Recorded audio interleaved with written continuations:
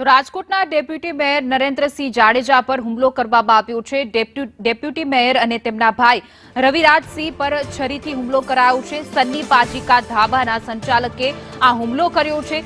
સન્ની અને તેના સાગરીતોએ આ હુમલો કર્યો છે છરીથી।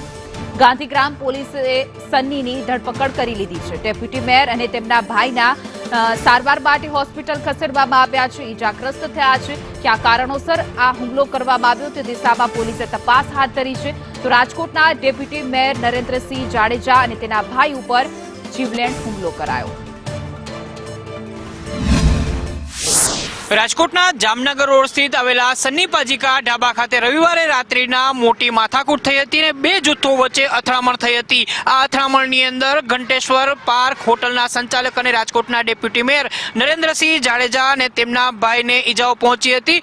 અહીંયા કોઈ બાબતને લઈને નરેન્દ્રસિંહના ભત્રીજા અને સન્ની પાજીકા ઢાબાના સંચાલક સન્ની પાજી વચ્ચે માથાકૂટ થઈ હતી અને ત્યારબાદ બંને જૂથો સામસામે આવી ગયા હતા।